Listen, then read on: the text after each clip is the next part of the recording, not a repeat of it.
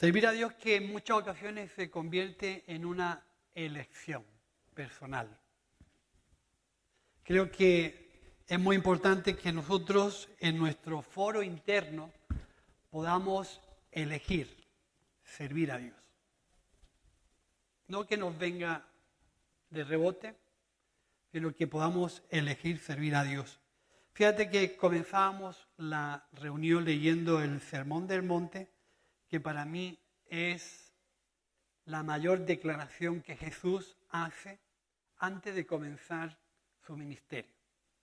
Bienaventurados los que eligen ser pobres, no que sean pobres, los que eligen ser pobres y me ponen a mí como rey, habiendo decidido compartir lo que tienen para ser bendecidos por Dios, dependiendo exclusivamente de lo que Dios quiera hacer en sus vidas. Y es muy importante que nosotros podamos elegir servir a Dios. De eso va a depender mucho el que podamos encajar, el que podamos entender, el que podamos comprender mucho de lo que vamos a vivir como creyentes en Cristo. Si no elegimos, muchas de las cosas que vamos a vivir en nuestra vida de fe no las vamos a entender, no las vamos a comprender. Es todo cuestión de elección. Elegir servir a Dios. Junto con este mensaje hay otra declaración de Jesús en el capítulo 4 de Lucas, que para mí, junto con este, forman, según muchos estudiosos, el principio de una declaración de una misión de Dios por medio de Cristo a la humanidad. Es hablarle claramente a la humanidad para qué ha venido Jesús y en qué va a invertir su tiempo y a quién le va a dedicar tiempo. Todo eso, cuando nosotros elegimos servir a Dios, tenemos que tener claro cómo se va a desarrollar nuestra vida, en qué entorno y a qué persona le vamos a dedicar nuestro tiempo, nuestra voluntad y nuestro dinero. Por eso el sermón de la bienaventuranza empezaba: bienaventurados, dichosos los que eligen ser pobres. Si leemos lo que Jesús dice en el Evangelio de Lucas, dice Evangelio de Lucas capítulo 4, versículos 16 al 28, pero vamos a leer solamente hasta el 19. Dice: vino a Nazaret donde se había criado y en el día de reposo entró en la sinagoga conforme a su costumbre y se levantó a leer. Se le dio el libro del profeta Isaías. Y habiendo abierto el libro, halló un lugar donde estaba escrito: el Espíritu del Señor está sobre mí, porque me ha ungido para dar buenas nuevas a los pobres. Me ha enviado a sanar a los quebrantados de corazón, a pregonar libertad a los cautivos, vista a los ciegos, a poner en libertad a los oprimidos y a predicar el año agradable del Señor. Esto lo compartimos el jueves, en el tiempo de oración. Qué importante que nosotros podamos confiarle a Dios nuestra elección. Cuando nosotros elegimos una cosa, debemos de pedirle a Dios que Él bendiga lo que hemos elegido, para que todo lo que vamos a vivir en el trayecto de nuestra elección no sea una contraposición a lo que hemos elegido. Yo vivo con mi esposa porque la he elegido. ¿Sí? Y todo lo que venga de mi elección, como son los hijos, no puede ser una contradicción. Tiene que ser algo que a mí me satisfaga, que me responsabilice, que me comprometa a criar y a disciplinar y a educar el fruto de mi elección, que es mis hijos y mi familia. No puedo decir: ¡ostras! Otro niño. Por no haberlo hecho. Si no lo haces, no viene, ¿no? Pero una vez que viene, te tienes que responsabilizar de educarlos, sostenerlos, ayudarlos y estar con ellos en las buenas y en las malas, en los momentos en que son disciplinados, en los momentos en que son rebeldes. Sabéis que hay momentos en que los niños se vuelven rebeldes, ¿no? ¿Sí? Acuérdate cuando tú eras joven. ¿Cómo eras tú? Cuando estabas descubriendo un montón de historias y tú ya te creías Capitán América, que eras capaz de decidirlo todo porque eras autosuficiente y los padres quedaban un poco al margen. Pero fíjate qué interesantes son estas dos declaraciones de Jesús, porque Jesús lo que hace es una declaración de su misión. Jesús dice claramente a qué ha venido, por qué ha venido, a quién quiere dedicar su tiempo y quiénes van a ser los beneficiarios de su trabajo. Eso nos facilita mucho la labor de todo lo que vamos a experimentar. Tener claro nuestra razón de ser. Tener claro a quién le vamos a dedicar nuestro tiempo. Tener claro con quién vamos a pasar nuestro tiempo y cuánto vamos a tener que invertir en eso que hemos elegido. Así que esto que Jesús hace en el templo, lo dice en el foro ideal, en la sinagoga. Se lo dice a los religiosos. Y le dice exactamente cuál es su cometido. He venido a hacer este trabajo. Exclusivamente este trabajo, con estas personas y a este tipo de gente. Y he venido a decir que esto es un año agradable para Dios y para aquella gente que recibe esta noticia. Así que si Jesús, al elegir voluntariamente dar su vida en favor de la humanidad, hace una declaración de su misión, no menos que nosotros tenemos también que tener claro cómo vamos a invertir nuestro tiempo, cuál es nuestra razón de ser y qué cometido tenemos. Si no tenemos nada claro y no tenemos nada definido, no sabemos por dónde andar. Por eso yo creo que Jesús nos ayuda para que podamos saber si el Espíritu de Dios está sobre nosotros para dedicarnos a una misión en concreto. Nuestra fe tiene que tener una definición, tiene que tener una claridad y tiene que tener un fin. ¿Por qué? Porque eso va a exigir nuestro tiempo. Va a exigir mucha responsabilidad. Va a exigir mucho sacrificio. Va a exigir mucho compromiso. Fijaros cómo comienza el Sermón del Monte. Dichosos, felices los que eligen ser pobres por causa de esta misión. Porque ellos tendrán a Dios como rey, como el sustento, como el protector, como el respaldo y como el que va a convertirse en el pastor de sus vidas. Porque así lo han elegido ellos, pero felices serán si lo eligen ellos. Una cosa es ser pobre y otra cosa es elegir ser pobre. Elegir compartir, elegir dar de lo tuyo y elegir con quién quieres y a quién quieres dedicar tu profesión de fe. Es algo que a lo mejor nosotros no hemos tenido muy claro nunca. Pero ¿por qué es bueno tener una declaración de misión? Porque nos debe de ilusionar a todos. Porque debe de aunar todos nuestros esfuerzos. Porque debe de hacer partícipe a todos en llevar a cabo esa misión adelante.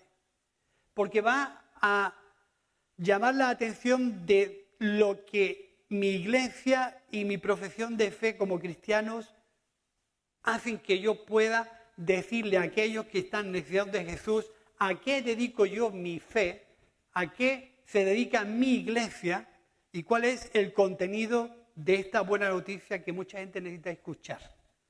Esa declaración de fe o esa declaración de misión es muy necesaria hacerla y una vez que se hace, que aglutine la ilusión el gozo, la alegría, mi esfuerzo y la responsabilidad de todos. No se puede llevar a cabo una misión como iglesia si no colaboramos todos, si no participamos todos, si no nos ilusiona a todos y si no hace que eso pueda ser lo que emocione y revolucione mi vida. Fíjate que lo que Jesús hace le compromete en todo. Hace una declaración en el templo muy explosiva, muy categórica y muy arriesgada, porque la hace delante de todos los dirigentes religiosos de su tiempo y la hace en el templo, el día del sábado y delante de toda la gente. Le dan el libro de Isaías, pero no le dan la lectura la escoge él. Interesante, ¿eh? Dice que le dan el libro de Isaías y él abre el libro de Isaías. Y hace esa declaración diciendo, el Espíritu de Dios está sobre mí porque me ha enviado para hacer esto. Eso es importantísimo. Tener claro para qué y por qué y a quién queremos dedicar nuestro tiempo. Y que sea el Espíritu de Dios quien nos dirija y nos lleve y pueda, en alguna forma, aglutinar el esfuerzo de todos, la ilusión de todos, el gozo de todos, la alegría de todos, para que podamos elegir participar de esa misión, no una misión impuesta, no un argumento impuesto, sino una elección tuya sobre este texto, que no es un invento del pastor. Esto está en la Escritura. Esta Escritura la eligió Jesús en el sitio idóneo para decir las cosas, la sinagoga, delante de la gente que tenía entendimiento de la palabra de Dios. Y les dice, no os confundáis, yo he venido para trabajar con esta gente. ¿Por qué lo dice? Porque en la sinagoga no podían entrar los enfermos, ni los que tenían defectos físicos, ni los que tenían algún tipo de enfermedad, ni los que tenían cierto desprestigio de la sociedad. Las mujeres estaban apartadas.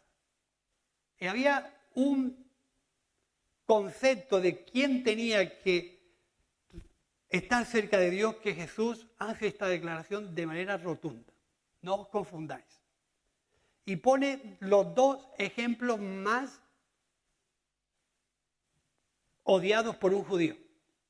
Pone el ejemplo de la viuda de Sarepta, que parece que estaba en el Líbano, y pone el ejemplo de el leproso Naamán sirio. Dos ejemplos, ninguno judío, y los pone en el templo como ejemplos de que se habían terminado los plus, se habían terminado los nacionalismos, se habían terminado los privilegios, se habían terminado la elección esa previa de que yo, como soy esto, como vengo de tal, pues tengo tal merecimiento. Es decir, aquí se ha terminado todo. Me gusta recordar una frase que Alex San Pedro repite mucho. Aquí o cabemos todos o no cabe ninguno. Es interesante descubrir la misión, nuestra razón de ser. Si a ti te preguntaran a alguien, ¿cuál es tu razón de ser como creyente y a qué dedicas tu tiempo en esa elección de tu fe? A lo mejor dirías una cosa esporádica, una cosa suelta, pero como no tienen nada definido, ni tampoco nosotros como iglesia tenemos una definición clara, pues nos cuesta mucho aglutinar los esfuerzos de todos y la participación de todos, y un poco hay una indefinición de cómo queremos vivir como iglesia, hacia dónde queremos ir y cómo queremos comportarnos. Ya digo, los tiempos son cortos y son tan cortos que se van muy rápido. Y no nos queda mucho tiempo a muchos. A lo mejor a algunos sí, pero a otros a lo mejor no nos queda mucho tiempo. La idea de poder tener claro cómo y a qué y de qué forma quiero que sea mi razón de ser. Yo escribí aquí algo muy parecido a lo que Jesús declara y dice, nuestra razón de ser es la predicación de la buena noticia, porque eso es lo que Jesús hace, ¿no? Dice, por cuanto me ha ungido para dar buenas nuevas a los pobres. Eso es lo que primero pone en su sitio. Nuestra razón de ser es la predicación del Evangelio. Nuestra primera razón de ser es la predicación del Evangelio. Hacer que la gente conozca a Jesús. Y después viene todo un trabajo que es posterior. Pero yo ponía aquí, nuestra razón de ser es la predicación de la buena noticia, está cerca de los más débiles, de los más necesitados de nuestra sociedad, dándole una atención integral. Es decir, hay que darle de comer, pero también hay que hablarle de Jesús. Hay que abrazarlo, pero también hay que darle ropa. Hay que abrazarlo, pero también hay que darle un poquito de comer. Entonces, fijaros qué importante es tener claro a qué quiero dedicar mi vida y qué es lo que yo he elegido como persona, como familia y como iglesia, para no estar perdidos. Fíjate que todo es tener un objetivo. Cuando yo estaba en la empresa de las puertas, pues me gustaba el proceso, porque venían láminas de metal de 0,1 milímetro, 2,20 metros por 1 metro de ancho. Así, láminas como esta, pero un metal. Y había una prensa que tenía un molde. Tú metías la lámina y bajaba una prensa con un molde que pesaba pues alrededor de 7, 8 o 10.000 kilos. Pisaba la lámina y fijaba un dibujo, por un lado y por otro también. Esas dos láminas entraban en un proceso de inserción, la ensamblaban una con otra. Pasaba a otro proceso que lo llenaban de poliuretano, un líquido que solidificaba en 3 minutos. Esas puertas inyectadas con el poliuretano entraban en una prensa que la tenían 8 minutos hasta que el proceso de solidificación terminaba y luego salía de ahí, le quitaban los sobrantes y entraba a un proceso de limpieza en la planta de pintura. Una limpieza, una imprimación y por último entraba a un proceso de pintura. Unas las pintaban en blanco, otras en verdes, en grises, casi todo era blanco. Y de ahí salían a otro proceso de secado hasta que llegaba a la planta de montaje donde había una mesa de montaje y había 7, 8, 10 o 15 operarios y cada uno ponía la mirilla, las bisagras, el pomo, el cortavientos y la cerradura. Y luego había otro que le metía el marco y luego la embalaban y la llevaban al muelle. Y en el muelle había otro operario que hacía los pedidos y la mandaban a las obras. Pero vean qué interesante es, el objetivo era hacer una puerta con la colaboración de todo el mundo. Todo el mundo era necesario. Todo el mundo hacía su parte. Todo el mundo ponía una participación. Todo el mundo daba su tiempo hasta que esa puerta era terminada. Entonces, está claro que la misión de esa fábrica era hacer puertas. Y con esa razón trabajábamos todos los días. Si trasladamos el ejemplo a la iglesia, ¿cuál podría ser nuestra misión? O nuestra declaración, o nuestra declaración de ser. ¿Cuál es nuestra razón de ser? ¿Vosotros no os preguntáis a vosotros mismos? Yo me pregunto mucho. ¿Por qué he elegido ser cristiano? ¿Cómo voy a desarrollar mi fe? ¿A quién le voy a contar? ¿A quién se lo voy a decir? ¿Quién son los beneficiarios de mi conversión? ¿A quién le tengo que hablar de Jesús? Pues yo me hago todas esas autopreguntas. Y si no desarrollo todo eso que yo me pregunto, ¿a quién le dedico mi vida? No tiene razón de ser. Por eso a mí me gusta cómo Jesús empieza su ministerio. Yo quiero desarrollar mi vida en esto.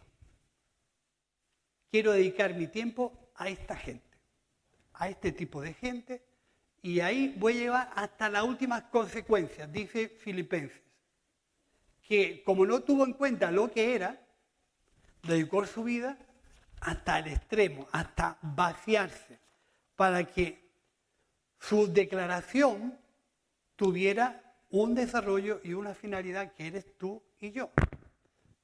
Pero la finalidad de Dios es que el Evangelio llegara a tu vida y no sufriera un parón, sino que tuviera un seguimiento a través de la gracia y del regalo que Dios te ha dado a ti. Pero eso tiene unas consecuencias, que es que nuestra elección nos va a pedir tiempo, responsabilidad y sacrificio.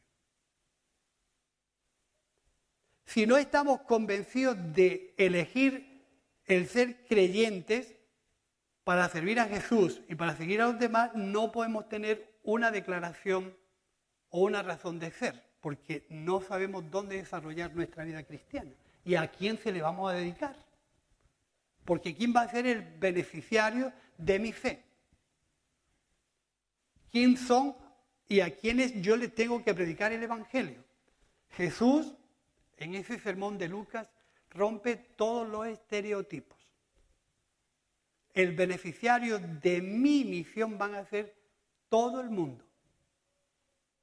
Principalmente este tipo de personas. Los que están oprimidos, los que están cautivos, los quebrantados de corazón, los pobres y aquellos que están perdidos. ¿Quién se encuentra en esos grupos? Voy a salir a buscarlos, porque para eso he venido a buscar lo perdido. Pero yo me tengo que dejar encontrar por Jesús. Y una vez que me encuentre, ser beneficiario de la gracia de Dios, que no se puede cortar en mí, sino que en mí nace un buen uso, como dice en Timoteo. Procura presentarte a Dios como un obrero que no tiene de qué avergonzarse, que usa bien la palabra de Dios. Usar bien la palabra de Dios es prestar atención a estos dos mensajes que Jesús prioritariamente pone como un objetivo principal. Usar bien la palabra de Dios es darle atención a lo que Jesús nos enseña, para que el Evangelio tenga un buen sentido en tu vida, en mi vida y en la iglesia. Fijaros que todos los recursos de tiempo, económicos, humanos, tienen que ir dedicados a cumplir esta misión. Si no, podemos estar en otros asuntos o divagando sobre estos asuntos. Procura con atención dirigirte a Dios como alguien aprobado. Y dice que no tiene, me gusta, que no tiene de qué avergonzarse. Que usa bien la palabra de verdad. ¿Qué significa aquí avergonzarse? Avergonzarse está relacionado con la noticia. ¿Por qué? Porque Pablo había salido de un entorno muy judío, muy cultural, muy legalista y muy religioso. Y ahora había salido por el Espíritu Santo a hablar de la noticia desde otra perspectiva más completa, por la cual no estaba dispuesto a avergonzarse. ¿Sí? Esto no quiere decir que estemos libres de errores o de fallos, sino que la noticia que ha caído entre nosotros no la podemos silenciar por vergüenza, sino que la tenemos que proclamar. Para eso hemos elegido servir a Jesús. Porque el mayor cometido de nuestra fe es la proclama del Evangelio. Si no hablamos de Jesús, si no proclamamos a Jesús, nuestra fe no tiene razón de ser. Yo no le encuentro explicación. ¿Por qué? Porque lo que ha ocurrido en nosotros es que la noticia del Evangelio ha llegado a nuestras vidas para usarla bien, para darle un buen sentido. Y el verdadero sentido se lo da Jesús, que son las personas, principalmente los pobres, principalmente las viudas, principalmente los refugiados, principalmente los inmigrantes, principalmente la gente débil, la gente que está más y con menos recursos para llevar una vida digna. Si leéis todo el Antiguo Testamento, está lleno desde arriba hasta abajo de que esos 4 grupos, los inmigrantes, los refugiados, los huérfanos y las viudas, Dios le estaba dando una atención especial. Y cuando Jesús lee en Lucas este sermón, no está diciendo nada diferente. Está haciendo una continuidad de lo que Dios en el Antiguo Testamento había anunciado tantas veces. No olvidaros de los pobres. Por eso hay que elegir ser pobre. Porque estamos dispuestos a compartir de lo nuestro y tener a Dios como Rey, que es el que nos sustenta, el que nos respalda y el que va a proveer para todas las necesidades que tengamos por delante. Por eso es importante que nosotros en este tiempo podamos pensar que entre todos podemos ilusionarnos con una declaración de misión. ¿Cuál es nuestra misión? Ir pensando. ¿Cómo podíamos, con el texto del Sermón del Monte y de Lucas, capítulo 4, hacer una declaración de misión donde yo me viera reflejado y participante e integrante de esa misión? ¿Cómo podemos hacer una declaración cortita, imagínate, y pegarla allí enfrente, donde todos los domingos nos recordáramos, ese es mi trabajo? Para eso yo vengo, adoro, participo, confraternizo con los hermanos, estoy con los hermanos, vengo a la iglesia, me ilusiono, predico, hablo de Jesús, porque ese es mi motivo. Y por eso yo elijo trabajar en esa razón de ser de la iglesia. No habrá contradicción cuando la iglesia desarrolla un trabajo social y comunitario y entregado a aquella gente, porque eso es lo que a mí me ilusiona, por ejemplo, ver mi ofrenda o mi aportación económica o mi diezmo invertido en esa misión, porque eso a mí me ilusiona. ¿Entendéis? Eso a mí me ilusiona. Porque es parte de lo que yo he elegido y no me cuesta trabajo unirme a las exigencias de esa declaración de misión. Haremos un tiempo de oración para fortalecer los que trabajan directamente en esa misión. Eso me gusta. ¿Cuándo es la reunión de oración? Yo voy. Porque yo me identifico y participo, a lo mejor no en primera línea, pero eso va conmigo. Y yo tengo una libertad para decirle a la gente a qué dedico mi fe y dónde dedica mi iglesia su tiempo, su dinero y su capacidad de ayudar a los demás. Porque usar bien la palabra de Dios es decir a la gente que Jesús ha venido para libertar sus vidas del pecado, del error y de su desorientación. Decirle a la gente que Jesús es nuestro Salvador. Decirle a la gente que Jesús no es la lámpara de Aladino. También hay que decirlo. Porque Jesús, más que pedirnos o más que darnos, nos exige. ¿Qué mentalidad o qué descubrimiento más grande que tenemos por delante? Descubrir que nuestra misión al elegir servir a Jesús es dar, no recibir, es dar. Tiempo y todo lo que después del tiempo viene.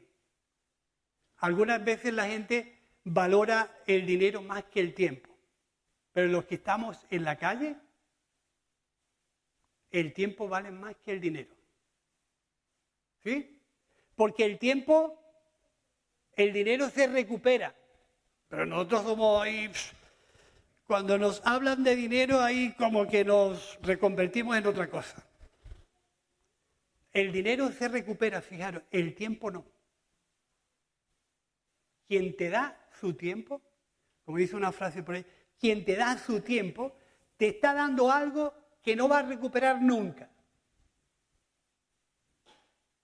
Si alguien pasa contigo 1 hora, 2 horas, te visita, te está dando algo que no va a recuperar nunca. Si tú quieres quedar bien, da dinero. Si quieres quedar mejor, da tu tiempo. Es diferente. Entonces, en este caso, hablarle a la gente con una verdadera propiedad de la palabra de Dios es decir, Jesús es el enviado de Dios y ha venido para hacer este trabajo en tu vida y convertirnos en proclamadores de la palabra y de la buena noticia. Yo soy cristiano porque Dios me ha enviado para anunciar las buenas nuevas. Qué bueno tener esa seguridad.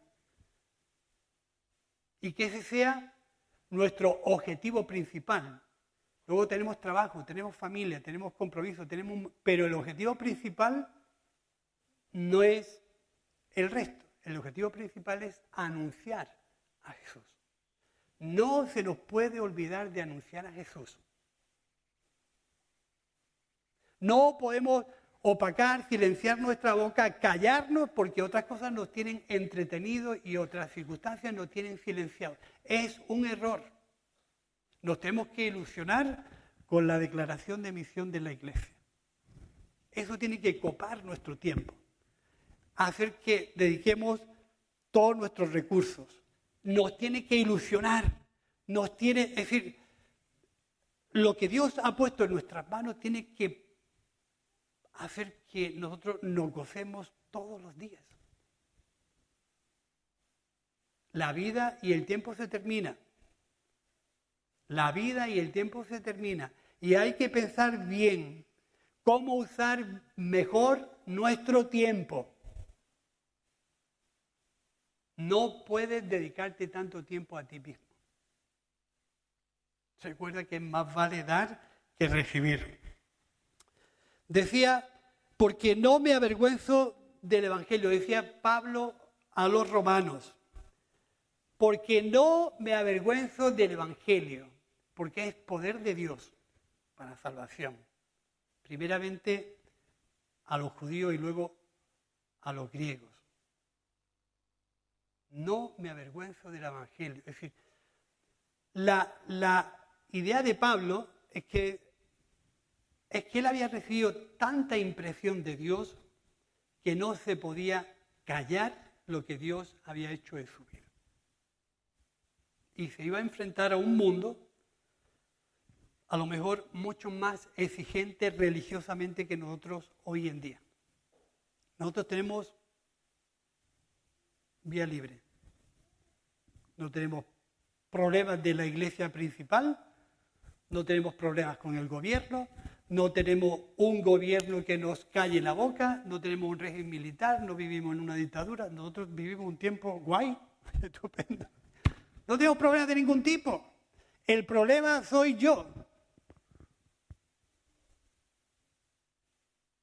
¿Qué es lo que le preguntaron a un tal personaje inglés, un tal Chesterton, y le preguntaron, ¿cuál cree usted que es el problema del mundo? El problema del mundo soy yo. Genial.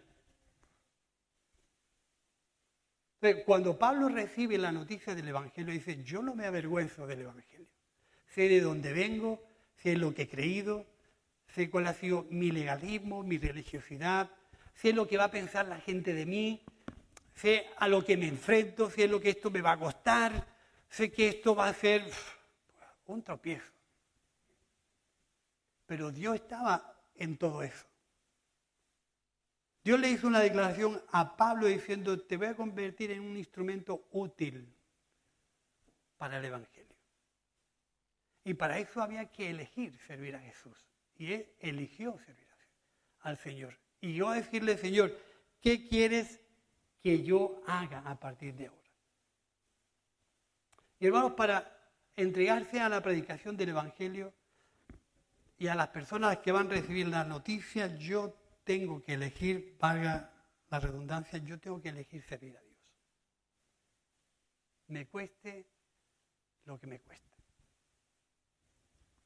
Pero el mundo en el que vivimos, me perdonáis si soy un poco extremo, el mundo en que vivimos está asfixiando nuestra fe. Está convirtiendo nuestras vidas en lo que no tenemos que ser. Nos está conformando una vida social que no va con la elección de nuestra fe. Nos está conformando a una vida de comodidad que no va con la elección de nuestra fe. Queremos y pretendemos tener una vida social que no va con nuestra elección de fe. Hacemos planes en la tierra como si fuéramos a vivir aquí 3000 años. Y no es así. Hoy estás y mañana no. Hoy tienes la fuerza del mundo y mañana te sale una enfermedad y ya se acabó el rollo. Somos muy volubles. Así que hay que repasar por qué yo he elegido servir a Dios. Y si mi elección está siendo coherente con mi vida. Si yo estoy dedicando el tiempo, la voluntad y todo lo que me exige mi elección de vida. Pablo las pasó canutas, y las pasó canutas con los suyos. Fijaros, se decía de él, que antes nos perseguía, ahora predica la misma fe que nosotros creemos. Este que antes nos perseguía, ahora predica la misma fe que nosotros creemos. Y es muy importante, hermanos, que nosotros podamos sufrir como buen soldado las penalidades del Evangelio. Para servir a Jesús hay que sufrir. Y si no quieres sufrir, no elijas esa profesión. Elige otra. Decíamos el jueves, y yo creo que fue del Señor, que decía, el vino nuevo se ha de echar en odres nuevos, porque lo uno y lo otro se conservan. Pero el vino nuevo no se puede echar en odres viejos, porque el vino nuevo romperá el odre. Y no se puede cortar un trozo de vestido nuevo y poner un vestido viejo, porque lo romperá. Sí, Jesús fue claro.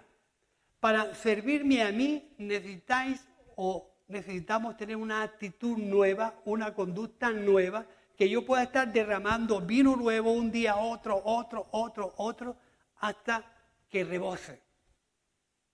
No nos podemos acomodar, no nos podemos confortar con que un día entendía a Dios, recibía algo y eso es el todo, porque Dios tiene más. Y además, más novedad de vida, además mejores planes y más nuevos. Nuestras conductas a veces nos juegan una mala pasada. Porque cuando Jesús dice que hay oprimidos y cautivos y quebrantados de corazón, se lo está diciendo a todo el mundo, a creyentes y no creyentes.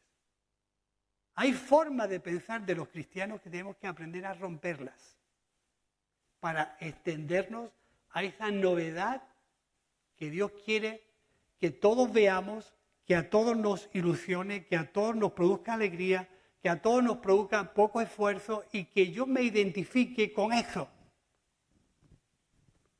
Yo quiero identificarme con esa misión. Yo quiero identificarme con esa intención de ser. Ahí yo voy a aglutinar todo mi esfuerzo. Eso cumple mis expectativas. Y eso es bíblico. Lo más importante es que eso está en el corazón de Dios. No hay que inventarse una cosa nueva. Hay que, con respecto a la Escritura, caminar en esa dirección que el Espíritu Santo nos ha marcado a todos, principalmente a Jesús. Ahora, yo tengo que elegir si quiero ser participante de esa misión, de esa forma de ser. Yo tengo que decidir si ese vino nuevo tiene cabida en mi interior. Si todavía estoy rígido, si estoy estructural y mentalmente apretado de tal manera que no permito más nada, está bien. Mejor que te quedes ahí a que quieras lo nuevo y no quieras cambiar. Fíjate qué interesante, decía Jesús. Si no queréis cambiar, no recibir el vino nuevo, porque el vino nuevo os va a romper, os va a exigir, os va a comprometer, os va a responsabilizar. Si no quieres cambiar, no pidas vino nuevo, porque el vino nuevo viene para cambiarlo todo, absolutamente todo. Tu vida, tu familia, tu matrimonio, toda una sociedad y todo un ambiente que está desorientado y lejos de la vida de Dios. Cuando el Espíritu Santo viene, ahí no hay tutía, ahí manda Él. Y nosotros como receptores de eso tenemos que pedirle a Dios que nos dé la fuerza de ser proclamadores y anunciadores de la buena noticia que tanta gente está esperando escuchar. Y que a veces, por estar tan entretenidos y tanto tiempo mirándonos al ombligo, no vemos las necesidades de la gente que está alrededor nuestra. Y es una pura verdad. De verdad. Yo estoy convencido de eso. A menos que nosotros le demos un tiempo especial a Dios, un tiempo exquisito a Dios, algo que se salga de lo que tú ya tienes estructurado, de lo establecido, algo que se salga de la oración de la comida. Me imagino que todos bendecimos la comida a mediodía. Esa oración ya está enclavada. Por la noche igual, por la mañana igual. Algo que se salga de ahí, algo que te pida un tiempo especial con Dios. Y eso yo creo que es algo que en realidad nosotros tenemos que asumir. Dice Corintios, 2 Corintios capítulo 5, 16 al 19.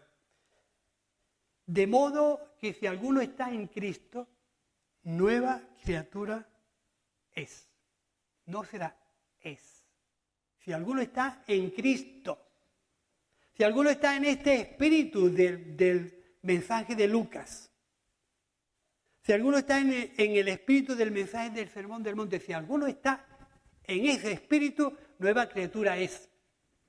Porque hay mucha gente que dice, yo voy a la iglesia, yo soy cristiano, yo tengo mi fe, yo leo la Biblia, yo... No está diciendo la Biblia eso. Si alguno está en Cristo, si alguno es participante y colaborador de ese espíritu que está en el Evangelio de Lucas, si yo estoy en ese espíritu, nueva criatura soy. Y las cosas viejas, las que me tenían entretenido, las que me tenían distraído, las que ocupaban mi tiempo, las que dedicaban todo el tiempo a mí, esas pasaron. Y aquí son todas hechas nuevas. A eso voy a dedicar mi tiempo. A eso voy a dedicar mi tiempo. Porque eso es lo que realmente Dios va a pedir de nosotros. Dice, y todo esto Todo esto proviene de Dios, quien nos reconcilió consigo mismo por Cristo y nos dio y nos dio, no nos dará, y nos dio el ministerio de la reconciliación. Que Dios estaba en Cristo, reconciliando consigo al mundo, no tomándoles en cuenta a los hombres sus pecados, y nos encargó a nosotros el ministerio de la reconciliación. Primero, Dios responsabilizó a Cristo, pero una vez que Cristo hace su trabajo, termina su ministerio y es sacrificado en la cruz, muerto y resucitado y ascendió a los cielos, dice, ahora, este ministerio os lo paso a vosotros. Ahora este ministerio os lo paso a vosotros para que podamos ver que esa es nuestra razón de ser. Esa es mi razón de ser. Mi razón de ser es hablar de Jesús. No tengo otra razón de ser. Mi razón de ser es hablar de las cosas de Dios. Y hay otra segunda parte que ya lo dejamos para la semana que viene, porque es tarde. Pero os digo que esto a mí me ha roto todos los moldes habidos y por haber. ¿Qué necesito yo en mi vida para llevar a cabo la predicación del Evangelio? ¿Qué necesito yo y cómo puedo yo hablar de Jesús?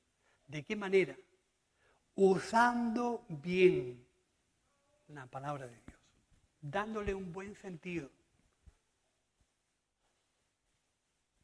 Y lo que el Señor está pidiéndonos en este tiempo, a una iglesia ya madura, unos estamos y otros no están, es que nos identifiquemos con estos pasajes, porque esto es lo que le va a dar credibilidad a tu fe. Esto es lo que te va a involucrar. Si no te interesan las personas, estamos perdiendo el tiempo. Si no quieres dedicar tiempo a las personas, estás perdiendo el tiempo. Si no amas a las personas, estás perdiendo el tiempo. Te has equivocado de profesión. Porque Jesús dijo que de tal manera amó Dios al mundo, creyentes y no creyentes, de todas las etnias y razas y ideologías posibles, al mundo, que dio su vida por ellos. Entonces, a veces hacer una declaración de misión donde podamos definir lo que queremos, a lo que nos queremos dedicar, tiene que ver con entender todos estos textos. No podemos salirnos del Espíritu de Cristo para inventarnos una razón diferente. Tenemos que meternos en el Espíritu de Cristo para sacar una razón y trabajar de manera conjunta en esa dirección donde tú tienes tu parte, tu colaboración y tu participación. Donde todo el mundo es importante, donde todo el mundo tiene algo que aportar, pero desde esta perspectiva, porque aquí Jesús nos marca cómo tenemos que hacer una declaración de misión, desde este texto. Porque aquí está todo encerrado. Si Jesús no es, que me perdonen los políticos, Jesús fue político porque explicó lo que tenía que hacer, pero lo llevó hasta las últimas consecuencias. Jesús no abultó, no exageró, no engañó, sino que dijo, vengo para hacer esto y lo voy a cumplir. Y lo llevó hasta lo último. No es como ese que empieza una campaña, ¿ves? Si gasto los votos de los jóvenes, a ver si gasto los costos de los mayores, voy a subir las pensiones, ¿quién lo va a votar? Yo, me voy a subir las pensiones, lo voto, ¿no? ¿O no? Voy a bajar la luz, voy a bajar el gasoil, voy... Este es el partido que me conviene. Pero luego, en el desarrollo de ese programa político, nada de nada. Pero Jesús No es así, aunque explicó muy bien lo que quería y lo llevó. Y lo mejor de todo es que a sus seguidores, que eres tú y yo, nos está pidiendo que seamos la parte que complementa su trabajo. Dios estaba en Cristo reconciliando consigo mismo al mundo y a nosotros nos ha encomendado esa función, que hay que llevarla a cabo usando bien las Escrituras. Que el Evangelio no nos avergüence. El Evangelio no puede ser para nosotros una vergüenza, tiene que ser un honor, servir a Dios. Y si otros proclaman sus formas, nosotros ¿por qué no vamos a proclamar a Jesús? Así que muchas veces la sociedad juega un papel contaminante, incapacitador y inhabilitador de nuestra fe, porque nos envuelve en una cantidad de formas de pensar que nos contagia y opaca la proclama de Jesús en favor de no sé qué. ¿Vale? Pues yo quiero dejar la segunda parte, que es la parte que le decía a los jóvenes del campamento, para la semana que viene. Deciros que la semana que viene tenemos Santa Cena y la otra, la boda